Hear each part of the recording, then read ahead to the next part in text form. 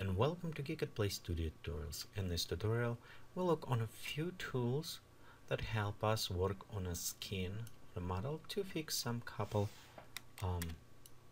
blemishes or skin imperfections. So the most common way, and that's what we'll look on this, how to do it, is create a new layer. So we apply changes to the layer above, and next we're going to use it clone tool, or we can go use spot healing brush, or patch tool. And again, I'm working with a Photoshop CS6. This is also available in some early versions as well. So we'll go to select, we'll look on some of different of these.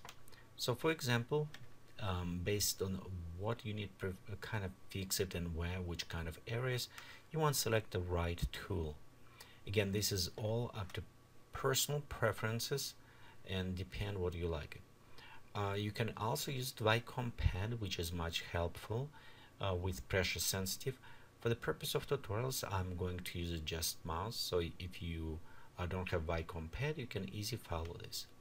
The one when select the tool, what you want to do, you want to be sure that your brush is set properly.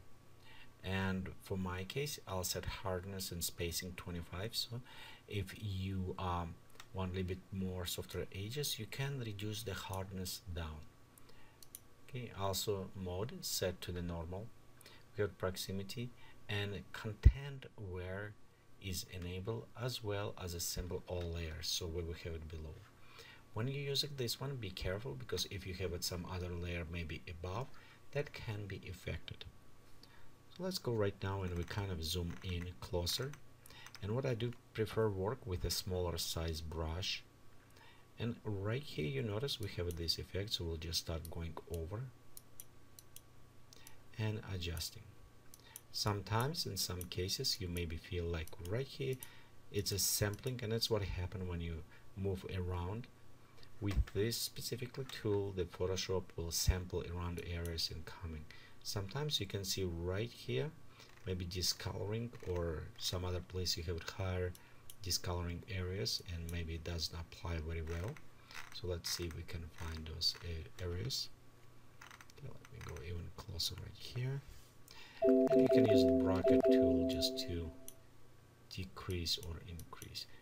And for example, in this case, I don't want to even touch these wrinkles. Normally we'll probably remove them.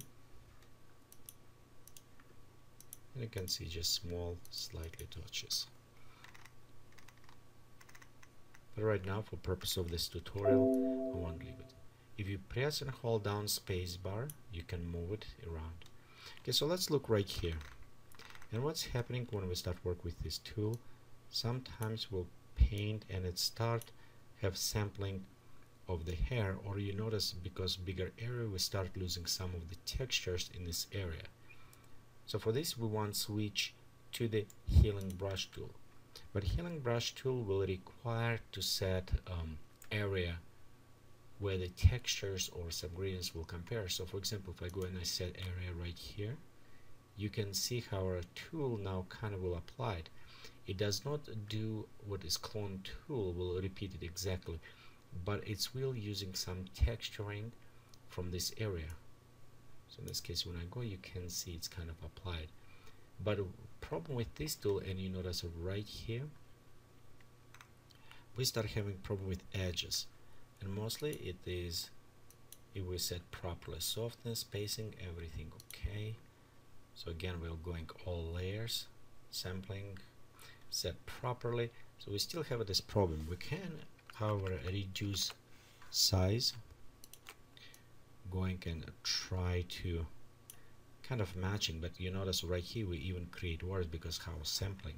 So you have a choice, come back to this, or in this case we want to use it clone stamp tool.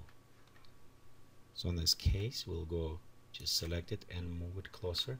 Also notice your opacity for this, you want to have it a little bit low for your clone stamp tool. The reason is why, because you want not have a too hard lines, just slightly and softer painting in. So kind of like this. Let's go just select here, and you notice I'm painting in. Adjusting, we'll select closer, and kind of adjusting and paint in right here, so you have a little bit softer, not very dramatic changes. But with this case, when you work on edges, if it will be here or maybe edge like right here around the eye, in this case you do want pick up clone tool, and you can see in this case, and you want maybe work a little bit with the clone tools instead your healing brushes. So it's kind of nice to understand which one is better. We also have an area clone, and those ones I like to use it for the biggest places. Example, let's look right here on the background, and you can see we have a line going right on the middle. So for this one, actually I would like to use the patch tool.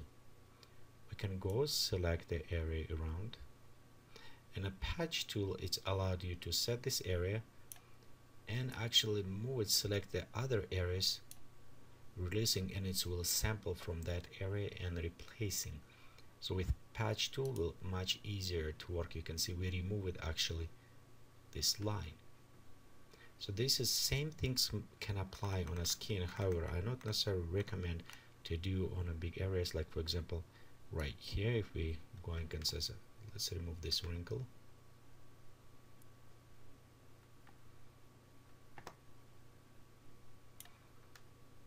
Okay, and we'll just go move slightly up. You can see we have this kind of blur how it's did applied, so you not necessarily want to do this.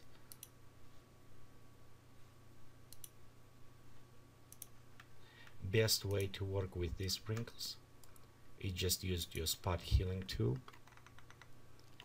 and actually what you want to do, you want to go small move, but again you're going with the in a direction of the wrinkle, and you have it small. Try to avoid one and long kind of going, because you will have this line very visible. This, so what you want to do, you want to create a small and maybe just slightly directional, so kind of patching this way, you'll have it a bit more integration into the skin. Kind of like removing this way. Okay, so overall you do and it's normal when you work with skin, you just start and find small things, and with the teeny tiny strokes kind of going around, adjusting. Again, this is up to personal preferences. I do like leave some hair and not very obvious, but pores in the skin a little bit more visible, so it's give it more natural look. Again, you notice I'm trying to go with a kind of skin direction where it's going. We'll apply right here. So overall, it's how you prefer by using those tools. You always can use it clone stamp in some areas, like maybe right here when you want to apply it, or if you want with some texturing. So for example, if I want to add some more texture to this area, probably just clean right here and start, you know, painting in. But again, remember, because I have a very low opacity, maybe even lower than this, I can go in and kind of apply this over slightly till it's matching tones a little bit better. So this is overlook on a few tools that have it inside the Photoshop that help you to go over and clean up skin.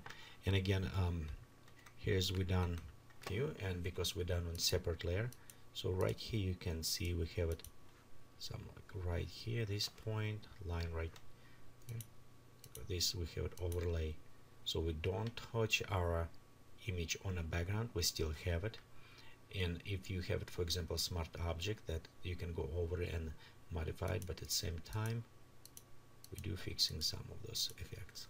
Okay, so thank you for watching this tutorial from Geekatplay Studio. Please remember, visit us on the web is www.geekatplay.com.